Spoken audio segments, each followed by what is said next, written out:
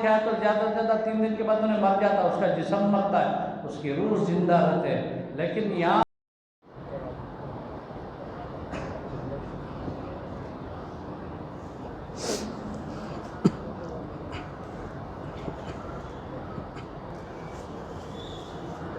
الحمدللہ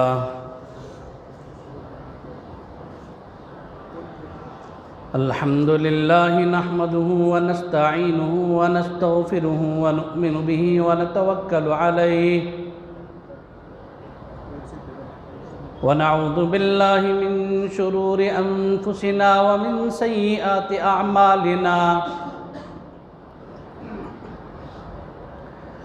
من يهده الله فلا مضل له ومن يضلله فلا هادي له نشهد أن لا إله إلا الله وحده لا شريك له ونشهد أن سيدنا ومولانا محمدًا عبده ورسوله أما بعد فأعوذ بالله من الشيطان الرجيم بسم الله الرحمن الرحيم يا أيها الذين آمنوا من يرتد منكم عن دينه فيمت وهو كافر وقال النبي صلى الله تعالى عليه وسلم من بدل دينه فهو على النار من بدل دينه فاقتلوه أو كما قال صلى الله تعالى عليه وسلم.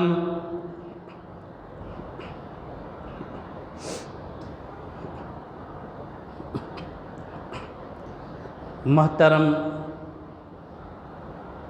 حاضرین کرام،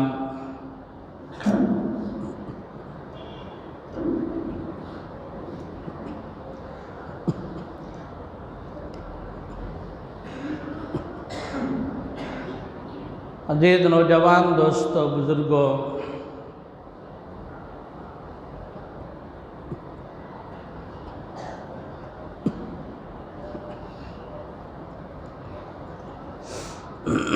امت مسلمہ کے ساتھ خصوصیت کے ساتھ جو حالات آج پیش آ رہے ہیں،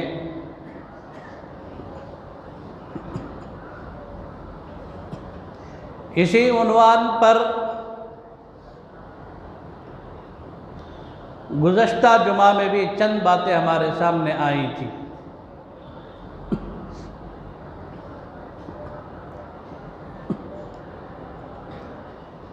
لگ بھگ تقریباً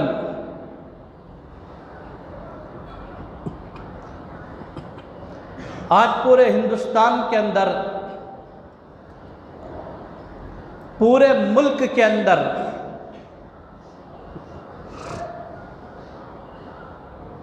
حضرات اکابر علماء کرام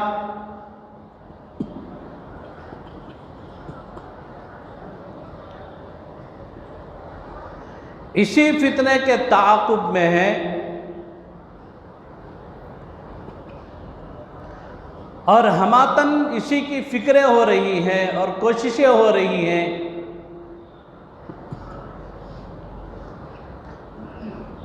کہ امت مسلمہ کے اندر سے یہ فتنے کا دفاع کیسے ہو سکے.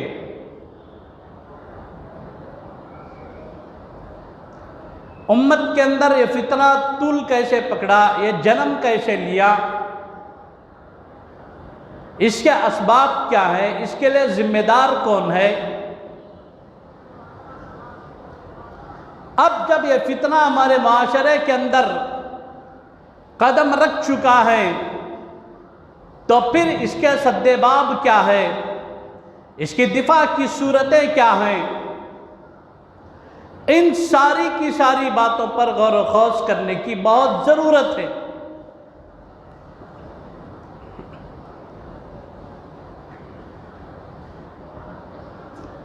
ایک انسان پیدا ہوا مسلمان کے گھر میں، اس کی موت آئے حالت ایمان پر، وہ مرے گا تو مومن بن کر، لیکن آخری جو دور ہوگا، قیامت کے قریب کا جو دور ہوگا، خروج دجال کا جو دور ہوگا، اس دور کے اندر فتنے انسان کے دلوں پر ایسے برسیں گے جیسے کہ بارش کے قطرے برستے ہیں، اور وہ دور چل رہا ہے، ہم اپنی آنکھوں سے دیکھ رہے ہیں۔ دلوں کا اطمینان ختم ہو گیا، قلوب کا سکون چین ختم ہو گیا، لوگوں کی زندگیاں رنگ رنگیلیوں میں تبدیل ہو گئی، مزاجوں سے سادگی ختم ہو گئی، معاشرے سے سادگی ختم ہو گئی۔ یہ سب چیزوں کا داخل ہونا یہی فتنے ہیں۔ جب ہمارے قلوب، ہمارے دل رنگینیوں کے شکار ہو گئے، نت نئی چیزوں کے شکار ہو گئے، تو پھر دھیرے دھیرے سے ایسے ہو جاتا ہے کہ ہمیں پتہ بھی نہیں چلتا کہ ہمارے اندر ایمان کی کیفیت اور حرارت باقی بھی ہے یا پھر ہمارے اندر سے ایمان سلب ہو چکا ہے۔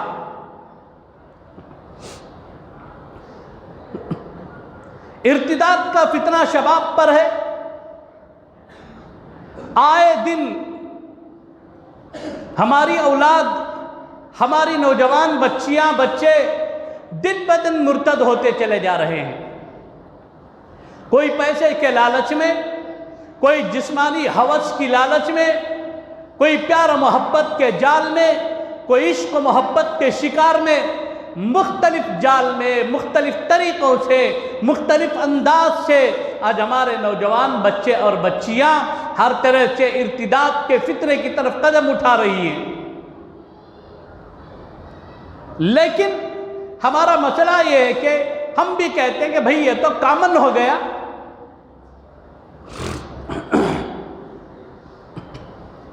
علاقے کے اندر یہ ایک مسلم لڑکی غیر قوم کافر کے ساتھ چلی گئی، جب اسے کھڑا کر کے پوچھا گیا بھئی تمہارے ایمان کا کیا ہوگا؟ تم پیدا ہوئی ایمان والوں کے گھر کے اندر، تم پیدا ہوئی مسلمان کے گھر کے اندر، تم صاحب ایمان ہو، تمہارے ایمان کا کیا ہوگا؟ ان کے الفاظ یہ تھے، حضرت یہ سب کامن، وہ بھی انسان ہے، یہ بھی انسان ہے۔ تو گویا کہ مسئلہ کفر و ایمان کی تمیز ختم ہو گئی۔ آج ہمارے بچے اسلام کو چھوڑ کر، ایمان کی کسوٹی کو چھوڑ کر کفر کی دہلیز پر جو قدم رکھ رہے ہیں، ماں باپ بھی کہہ رہے ہیں کہ کامن ہو گیا۔ معاشرے کے بے حس بے حیا لوگ جن کے دلوں سے اللہ نے ایمان کی وہ کیفیت سلب کر لی، چھین لی ہے، ان کے دلوں پر ایمان کی جو کیفیت ہونی تھی وہ نہیں ہو پا رہی، تو پھر اب کہہ رہے ہیں کہ ہماری اولاد جا رہی ہے۔ چھوڑو حضرت، کامن ہے، آج تو بڑے بڑے شہروں کے اندر ہو رہا ہے۔ یہی وہ بات ہے، حضرت انبیاء علیہم الصلاۃ والتسلیم نے بھی اس کی کافی فکر کی۔ پیغمبر ہیں، لیکن پیغمبر اس کی فکر کر رہے ہیں، رسول اور نبی اس کی فکر کر رہے ہیں، تو پھر میری اور آپ کی کیا حیثیت اور حقیقت؟ یہ جو معاشرہ ہے، اللہ کے نبی کے 1500 سال کے بعد جو معاشرہ چل رہا ہے، اب کیا گارنٹی ہے؟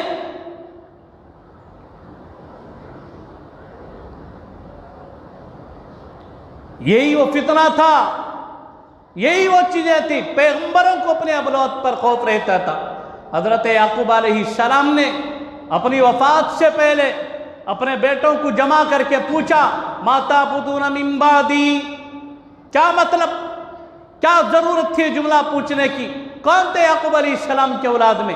قرآن خود وضاحت کر رہا ہے، ابراہیم، اسحاق، یعقوب، یہ سب پیغمبر ہیں، علاوہ بھی پیغمبر تھے، لیکن اپنی اولاد کو، اپنے بیٹوں کو بلایا، موت قریب تھی۔ ام کنتم شہداء اذ حضر یعقوب الموت، جب حضرت یعقوب علیہ السلام پر موت کے آثار تھے، بڑھاپے کا عالم تھا، حضرت یعقوب علیہ السلام نے اپنے بیٹوں کو جمع کیا، جمع کر کے پوچھا، ما تعبدون من بعدی؟ تم میرے بعد کس کی عبادت کرو گے؟ پیغمبر کے پیٹ میں پیدا ہونے والی اولاد पैगंबर के घर में पलने वाली औलाद, पैगंबर के ज़ेर तरबियत औलाद, लेकिन पैगंबर पूछ रहे माता बुदुरा मिम्बादी, मैं और आप एक नंबर के परले दर्जे के गुनहगार हैं। सुबह से शाम तक हम लोगों से गुनाह होते हैं, हर एतबार से हर मूड पर माशरे के अंदर हम गुनाहों के दलदल में फंसे हुए हैं। लेकिन अपने औलाद का मसला आता है तो हमारी ज़बानों से बात निकलते हैं, ये सब कॉमन है। ये जो लफ्ज़ है, पता है क्यों आ रहा है लफ्ज़? ये लफ्ज़ आने की वजह ये है कि हमारे दिलों से ईमान की कैफियत ख़त्म हो गई, ईमान की हरारत ख़त्म हो गई। आज हमारे मुसलमानों के बच्चे और बच्चियों के बिगाड़ के लिए जो सबब है, सबसे बड़ा जो सबब है, ये मोबाइल की बीमारी है। अरे एक वक्त तो वैसा था कि फला लड़की अगर किसी मुसलमान के साथ भाग गई तो माशरे के अंदर ऐब समझा जाता था। एक ऐब था नहीं था, उसके घर वालों का सर नीचे हो जाता था शर्म से, वो लोग शर्मिंदा सा हो जाते थे। बल्कि कई बार ऐसा हो जाता था, माँ बाप पर दौरे पड़ जाते थे, मारे फिक्र के, मारे शर्मिंदगी के, कभी इनको बाहर आने की तौफीक नहीं होती। आप अच्छी तरह याद रखो ये बात, आज का दौर चल रहा है, अगर किसी मुसलमान की बच्ची किसी मुसलमान के साथ जाते तो अल्लाह का शुक्र अदा करो। क्यों? ये जो जुमला मैं बोल रहा हूं, आप थोड़ा डीप में उतरो, गहराई में उतर कर सोचो। आज जो हमारे हालात हैं, बिल्कुल पूरे हिंदुस्तान के अंदर, पूरे मुल्क के अंदर एक कुफ्र और इर्तिदाद की आग लग चुकी है। तो पैगंबर, अल्लाह के रसूल, अल्लाह के नबी अपने बेटों को जमा करके पूछ रहे हैं, मा ताबुदून मिन बादी, मेरे बाद तुम किसकी इबादत करोगे? माहौल कुफ्र का था, इर्तिदाद का माहौल था, चारों तरफ से सनम पूजे जा रहे थे, काफिरों का दौर था। पूछना पड़ता था, मालूम करना पड़ता था। क्यों कहा कुरान ने, क़ू अनफुसकुम व अहलीकुम नारा, अपने आप को भी बचाओ, अपने अहल को भी बचाओ, अपने बीवी बच्चों का भी ख्याल रखो। क्या मतलब है इसका? ख्याल रखो, इसका मतलब ये नहीं है कि जाओ कमाई करो, लाकर खूब पेट भरकर गोश्त खिला दो, बिरयानी खिला दो, उनके जिस्म का ख्याल रखो, ये नहीं है। बल्कि उनकी रूह का ख्याल रखो, उनके ईमान का ख्याल रखो, उनकी नमाज का ख्याल रखो, उनकी तरबियत का ख्याल रखो, उनके अखलाक हसना का ख्याल रखो, उनकी अच्छाइयों का ख्याल रखो, इनकी अखलाकी हालत पर एक नज़र रखो। तुम भी बचो, औलाद को भी बचाओ, अहल को भी बचाओ, इसलिए कि कुल्लुकुम राइन व कुल्लुकुम मसूलुन अन रइयती, तुम में से हर शख्स जिम्मेदार है। एक बाप है वो अपने बच्चों का जिम्मेदार है, माँ है वो अपने बच्चों की जिम्मेदार है, बड़ा भाई है वो अपने छोटे भाइयों का जिम्मेदार है। सब कुछ खत्म हो गया। जो मामलात चल रहे हैं क्या मालूम? शेख अपना देख, ये सबसे बड़ा प्रॉब्लम है माशरे के अंदर। सबसे बड़ी दयूसियत यही है कि हमने माशरे के अंदर उठने वाले फितने, माशरे के अंदर पनपने वाला इब्तिदात का जो फितना है, इस फितने से हम नज़र हटाए। इसकी वजह है कि हम में से हर एक के हाथ में मल्टीमीडिया है, घुस चुके हैं मोबाइल के अंदर। शायद मोबाइल बनाने वाली कंपनी, मोबाइल बनाने वालों को इतनी मालूमात नहीं है जितनी शायद की हमी है। इस पर कौन सा सॉफ्टवेयर चलेगा, कौन से सॉफ्टवेयर के अंदर क्या फैसिलिटी है, कौन से सॉफ्टवेयर से हम क्या कर सकते हैं, हम किसे हैक कर सकते हैं, हम क्या कर सकते हैं, हम क्या नहीं कर सकते, हम अगर मोबाइल में चोरी करते हैं तो उसके छुपाने का क्या तरीका है, याद हमने से 90% लोगों को मालूम है।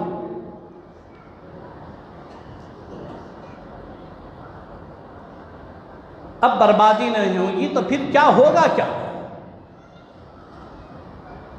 माशरा तबाह नहीं होगा तो फिर क्या होगा?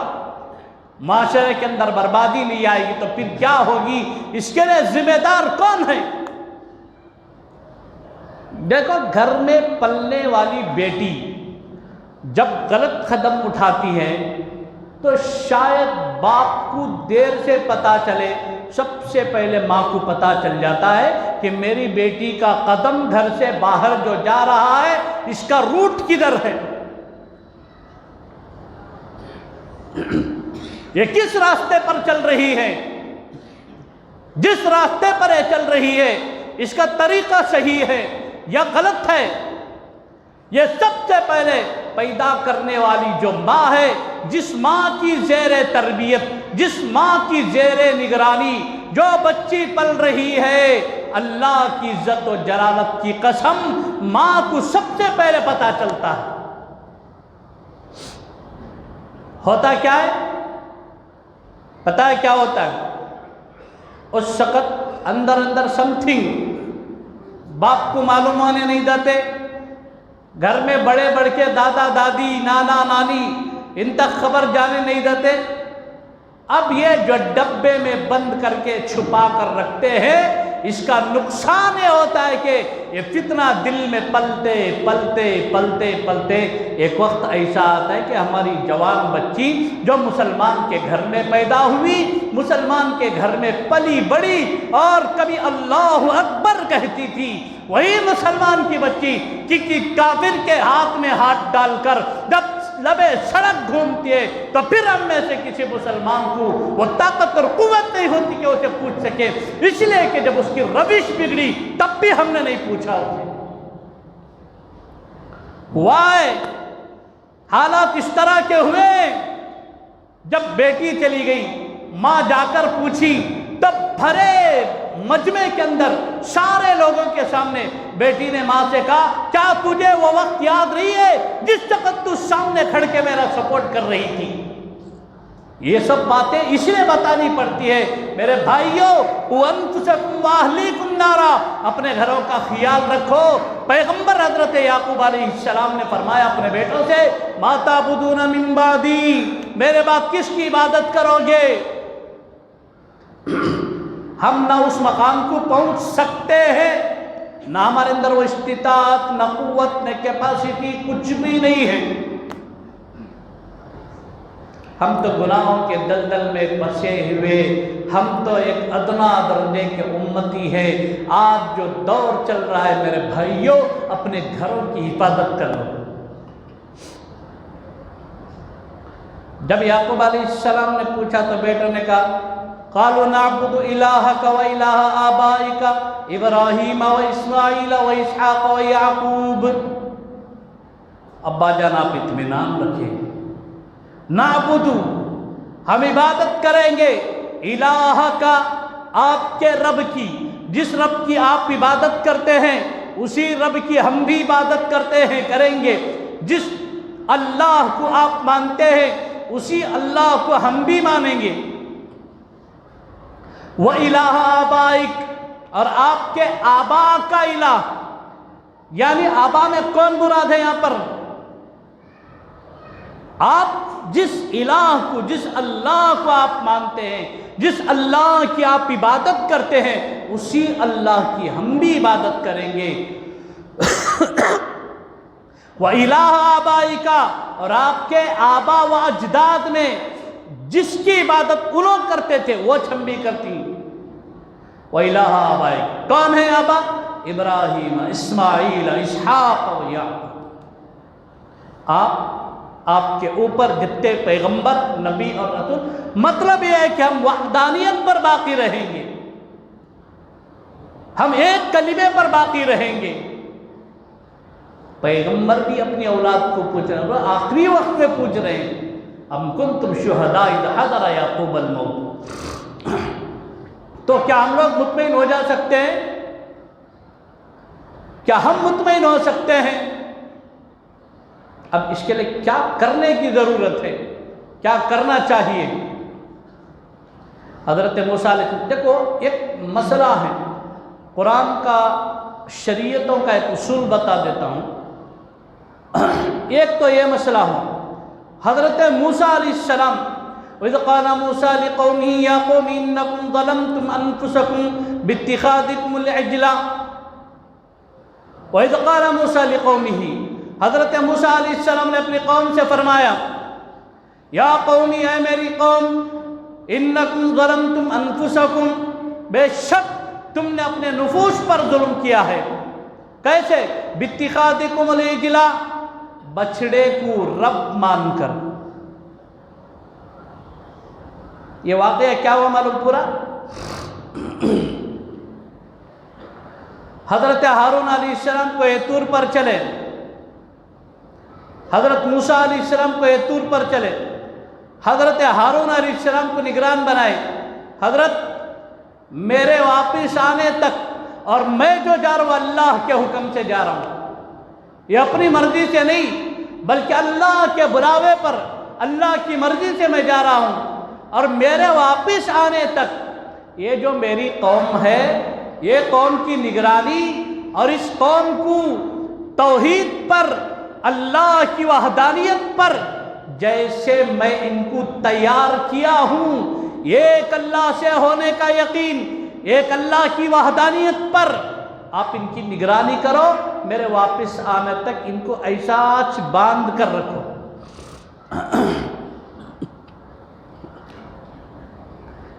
अच्छा, एक लफ्ज़ है बित्तिखाज़िकुमुल इजला।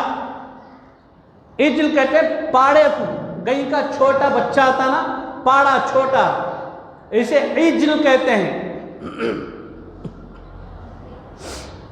यहाँ इससे पहले भी एक वाक़या है, अगर मैं वहाँ ले जाकर इसे, ये बात को वहाँ से अगर समझा कर लेकर आया तो वक्त नहीं है, अब एक 5-7 मिनट बाकी है। इसलिए मुद्दे की बात बता देता हूँ। ये जो कौम थी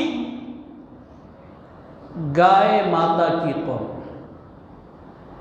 आज बोलते ना गाय को, माता को पूजा करती थी, उसका पेशाब पीती।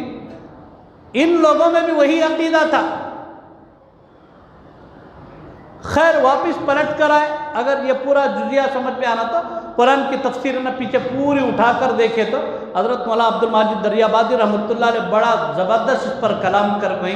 बहरहाल चलिए आगे। तो ये जो कौम थी, ये बछड़े को पूजा करने वाली, गाय को पूजा करने वाली कौम थी। हजरत मूसा अलैहिस्सलाम की दावत और मेहनत से ये कौम कन्वर्ट हुई इस्लाम की तरफ।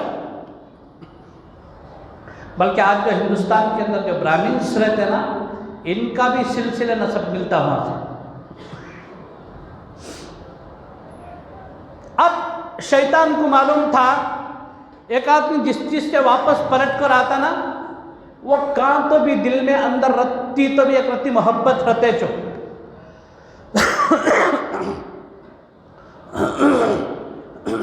वो पूरा पाक से क्लियर होना कहता है वक्त गुजरना। इसीलिए मेरे पैगंबर को अल्लाह ताला ने दुनिया में जो भेजा, 4 सिफात देकर भेजा। उनमें से एक सिफत है कि वो युज़क्कीहिम, अल्लाह के नबी, युअल्लिमुहुमुल किताब वल हिक्मा व युज़क्कीहिम। 3 सिफात रखो, इसकी तौज़ी का वक्त नहीं है। दिलों को मांझना, एक आदमी को जब कुफ्र से ईमान की तरफ लेकर आती, चंद चीज़ें वहाँ अब भी दिल में रहती, युज़क्कीहिम, उसे मांझने की ज़रूरत पड़ते।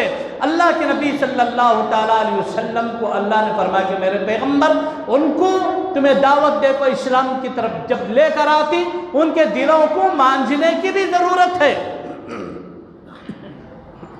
संवारना इनके दिलों को।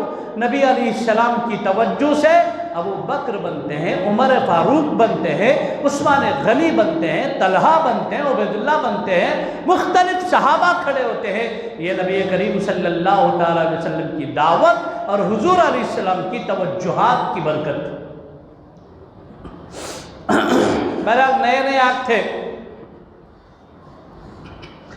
जलालैन के हाशिये में भी ये वाक़या लिखा है, जिस वक़्त एक मैदान में ठहरे हुए थे लोग, उस वक़्त हज़रत जिब्राईल अलैहिस्सलाम जिस घोड़े पर गए, वो घोड़ा जहाँ पाँव रख को उठाता था ना, वह मट्टी उबलती थी। हंडी में पकाए तो उबलता ना, वैसा मट्टी उबलती थी। अब ये अफराद जो थे, सामरी नाम का एक जादूगर था, इन्हें देखा ये घोड़ा पाँव रखो, जो पाँव उठाया तो ایسے مٹی ابل رہے کہتا ہے کیا کی ہے، اور وہاں سے ایک مٹی اٹھا لیا، اٹھا کر رکھ لے کو بولا لوگوں سارے لوگ اپنے پاس جتنا سونا ہے اسے جمع کرو۔ لوگاں سب اپنا سونا جمع کرے تو انہیں سونے کا ایک بچھڑا بنایا۔ کون؟ سامری جو جادوگر تھا، انہیں سونے کا ایک بچھڑا بنایا۔ بچھڑا بنا کر وہ مٹی اٹھایا تھا نا، بچڑے کو الٹا کر کو اس کے پیخانے کے راستے سے مٹی ڈالی۔ مٹی ڈالتے ہی بچڑا بات کرنا شروع کریا۔ جب بچڑا بات کریا تو انہیں بولا لوگوں دیکھو موسیٰ علیہ السلام خدا کی تلاش میں پہاڑ پر گئے ہیں اور خدا یہاں ہے۔ بھولے بالے لوگ تھے، علم نہیں تھا، معلومات نہیں تھی۔ اب انہوں یہاں سے اتنے واپس لوٹ کر رہے تھے تو پھر انہوں کیا کرے، پھر لوٹے۔ صاحب جلالین لکھتے ہیں کہ تقریباً 70,000 آدمی پھر مرتد ہوئے۔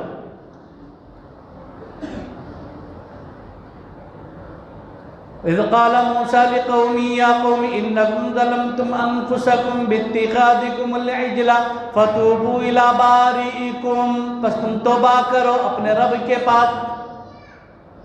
اب مرتد کی سزا کیا ہے؟ پہلا مسئلہ ہے کہ فتوبوا الی بارئکم، توبہ کرو۔ توبہ نہیں کرتے، فاقتلوا انفسکم، قتل کرو۔ حدیث بھی یہی کہتی ہے۔ اب جو قرآن کریم نے یہ جو آیت نازل کی، حضرت موسیٰ علیہ السلام کے دور کی جو شریعت تھی، اس وقت کا جو ایک مسئلہ، اس وقت پیش آنے والا ارتداد کا مسئلہ اور اس پر جو سزا ہونی چاہیے، قرآن کریم نے اسے بیان فرمایا۔ یہ بیان جو کیا اس دور کی بات تھی، حضرت موسیٰ علیہ السلام کے دور کی، لیکن اللہ کے نبی صلی اللہ تعالیٰ علیہ وسلم نے اس پر سکوت فرمایا۔ حضور علیہ السلام نے اس کی نکیر نہیں فرمائی۔ بھئی یہ مرتد کی سزا تو وہاں ہے، وہ پچھلی شریعتوں کے اندر ہے، ناسخ منسوخ کا مسئلہ ہے۔ نہیں، حضور علیہ السلام نے اس مسئلے پر سکوت فرمایا، بلکہ اللہ کے نبی نے کئی موقع پر حکم بھی فرمایا، من بدل دینہ فاقتلوہ، جو اپنا دین بدل دے اسے قتل کر دو۔ اس کے لیے پہلا آپشن ہے کہ توبہ کی توفیق ہو جائے، اسے تلقین کرو، اسے جا کر بات کرو، مناؤ، سمجھاؤ، جب مان جائے پھر اس کے بعد کا مسئلہ ہے، اگر نہ مانے تو پھر اسے قتل کرو۔ اب یہ جو ملک ہے ہمارا، یہاں قانون اس کی اجازت نہیں دیتا۔ ایک طرف قانون ہے، نیچے رکھو قانون کا ایک طرف شریعت ہے۔ ان دو پیچیدگیوں کے اندر ہمارے لیے جو راہ ہے وہ یہ ہے کہ اب اس وقت ہم لوگ اس مسئلے پر کام کرنے کی ضرورت ہے۔ ہم میں سے خصوصیت کے ساتھ جو نوجوان طبقہ ہے، اس طبقے کو اپنی عیاشیاں چھوڑ کر، اپنی عیاریاں چھوڑ کر ایک اللہ کی طرف آنے کی بہت ضرورت ہے۔ فَفِرُّوا إِلَى اللَّهِ، دوڑو اللہ کی طرف۔ میں ایک جملہ بہت پہلے سے بولتا ہوں، میں آج بھی ایک جملہ بول رہا ہوں، نوجوانوں تم اس قوم کی ریڑھ کی ہڈی ہو۔ ایک کشتی جا رہے پانی میں، کشتی چلانے والے کو ملاح کہتے ہیں۔ اگر عین حالات میں کشتی چلانے والا اگر وہ کشتی چھوڑ کر کود دے تو پھر اس کشتی میں رہنے والوں کا کیا ہوگا؟ یقینی طور پر پوری کشتی غرق ہو جائے گی، تباہ ہو جائے گی، برباد ہو جائے گی۔ اب اس کشتی کو ڈبونے کے لیے ذمہ دار کشتی کا ملاح ہے۔ بالکل اسی طرح اس امت کے سفینے کے ملاح ہو تم نوجوان، اس امت کی کشتی کو چلانے والے ہو تم نوجوان۔ تم نوجوانوں کے اندر بے راہ روی آ گئی، تمہاری راتیں گناہوں میں، عیاشی میں اگر گزرتی ہیں تو پھر اس کشتی کو ڈبونے والے تم ہو، اور اللہ کیا تمہیں اس کا حساب دینا پڑے گا۔ اللہ کیا کھڑے ہونا پڑے گا، اللہ حساب لیں گے۔ میں نے تجھے جوانی دی تھی، تیری جس وقت تو جوان تھا تیری نظروں کے سامنے उम्मत मुहम्मदिया की बेटियां गैरों के हवाले हो रही थी। नौजवान, तेरी जवानी किस काम आई?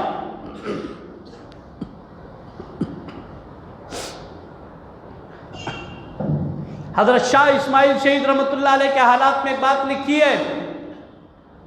हजरत शाह साहब बालाकोट की पहाड़ी पर बुखारी शरीफ जिल्द सानी किताबुल मगाजी पढ़ा रहे थे।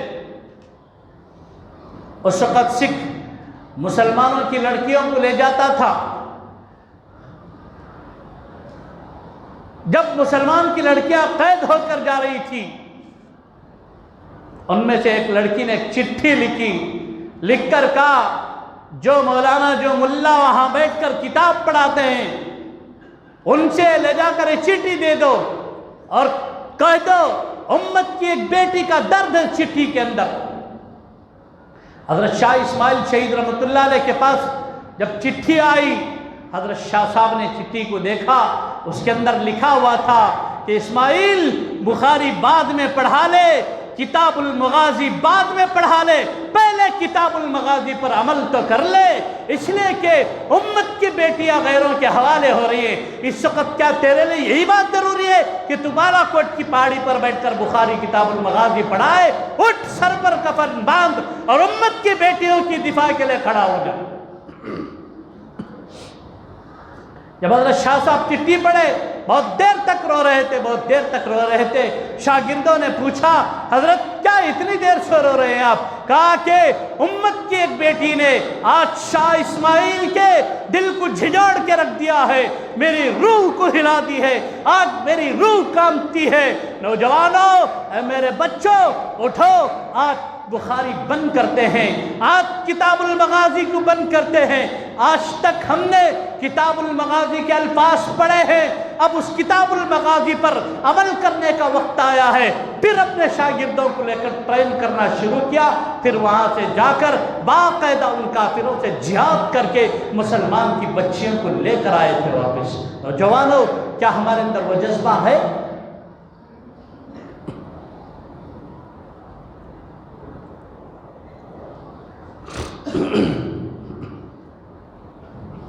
कायदे मोहतरम हजरत मौलाना सैयद अरशद मदनी साहब से वक्त के बड़े उलमा एक मरतबा, अब हालिया बात है, पूछे थे, हजरत उम्मत के ऐसे हालात हैं, आप जबान क्यों नहीं खोल देते? हजरत ने फरमाया, जबान खोलने के लिए देर नहीं लगती, लेकिन उम्मत के हालात क्या हैं? क्या हमारे पास ईमान की उस सतह की तैयारी है? क्या हमारे पास वो ईमान है? क्या हाल है उम्मत का आज? भाइयों, आज वक्त ऐसा है कि हम अपने आप को फितरों के दिफा के लिए तैयार करें। उसके लिए अपने अंदरून कुव्वत बनाने की जरूरत है। जाहिरी कुव्वतें अपनी जगह है, जब तक हमारे अंदर बातिन की ताकत और कुव्वत नहीं आती, हम कुछ भी नहीं कर सकते। जिस फितने के दिफा के लिए मैदान में उतर, उसी फितने का शिकार हो जाती। तारीख के ऐसे ऐसे हवाले मौजूद हैं, मुजाहिदीन के सामने ऐसी हसीनाओं को पेश किया गया, आंख बंद करके नीचे करके कहा कि अल्लाह का हुक्म है, आंख बंद कर। क्यों? उनकी दिल की दुनिया संवरी हुई थी, दिल की दुनिया बनी हुई थी। जब दिल की दुनिया बन जाती है तो वाकईतन इंसान को वो सतह पर पहुंचने में देर नहीं लगती। इसके लिए नमाजों की पाबंदी जरूरी है। देखो, दो काम कर लो, इंशाअल्लाह जरूर भी जरूर अल्लाह की मदद और नुसरत के दरवाजे खुलते हैं। सबसे पहले मेरी कमाई कैसी, मेरे पेट में जो लुक़मे जा रहे हैं ये हराम के हैं या हलाल है? मेरी कमाई हराम की या हलाल की? पहला मसला ये हल कर लो। दो वक्त की रोटी पर इक्तिफा करना पड़े, दो वक्त की रोटी पर गुजारा करना पड़े, कोई हरज नहीं है। दो वक्त की रोटी पर गुजारा कर लेंगे, बड़े बंगलों की जरूरत नहीं, रेमंड्स का कपड़ा पहनने की जरूरत नहीं, दोस्त की रोटी, सीधी सादी जिंदगी। अरे आज हम जो बर्बाद हो रहे हैं वो तलवनात यानी रंगीनियों के अंदर मुब्तला होकर हम बर्बाद हो रहे हैं। सहाबा का जो मिजाज था ये सीधा साधा मिजाज था। कैसर और किसरा को फतह करके खींच कर उसकी कुव्वत को अपनी जूतियों में झुका लेते। उस वक्त का सुपर पावर, वक्त के सुपर पावर को खींचकर अपनी जूतियों में बिठा लेते हैं। सादगी का आलम ऐसा, कपड़े में पैबंद लगा हुआ है, जुब्बे में पैबंद लगा हुआ है, पैर में चप्पल नहीं है, खजूर के पत्ते बनकर फिर रहे हैं पैरों में। जितना में दुनिया की तरफ बढ़ते जाते हैं मेरी उम्मीदें बढ़ती, हमें तबाह व बर्बाद हो जाते हैं। सादगी अपनाओ, मिजाज में सादगी लेकर आओ, रंगीनियां छोड़ो। ये दुनिया एक दिन फना होने वाली है, ये तबाह व बर्बाद होने वाली है। तबाह होने वाली दुनिया, बर्बाद होने वाली, फना होने वाली दुनिया के पीछे हम भी भाग रहे, आखिर में उस तक आंख बंद करके कब्र के गड्ढे में सो जाते हैं।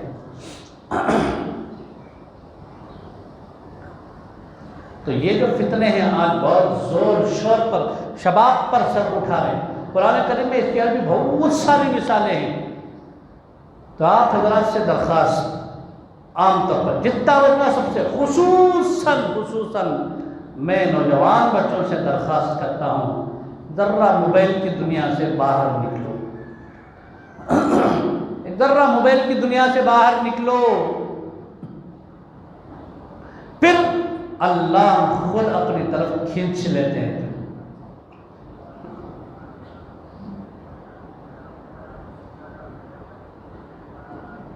हारून रशीद के ज़माने में हज़रत मजनून से पूछा कि अल्लाह तक कैसे पहुँचे। बादशाह से कहा कि जैसे तू बुला लिया। बादशाह रस्सी डालकर खींच लिया था एक मौके पर। हमारी ज़िंदगी गुनाहों से थोड़ा हटी तो फिर अल्लाह अपनी तरफ खींच कर लगा लेते हैं। और जैसे अल्लाह की मोहब्बत नसीब हो जाती है, फिर पूरी दुनिया की मोहब्बत उसके दिल में हेज दर हेज बेकार नजर आती है। एक तो क्या करना, पहले हमारी रोजी रोटी का मसला करेंगे नहीं, इंशाअल्लाह अल्लाह हज़रात को जज़ाए खैर अता फरमाए। दूसरा मसला है कि नमाज की पाबंदी। आज जुमा में जैसा भर को है ना, ऐसा मस्जिद भर को रखते इंशाअल्लाह। अल्लाह तौफीक अता फरमाए। जमीयत की मेंबर साजी का फार्म भी आया है, हर साल जमीयत की मेंबर साजी होती है। तो क्या है, आमतौर पर मेंबर साजी में जितने हमारे मेंबर रहते हैं, अराकीन रहती हैं, हुकूमत पर दबाव बनाने, प्रेशर बनाने के लिए ये सब होता है। हमारे चंद नौजवान बाहर खड़े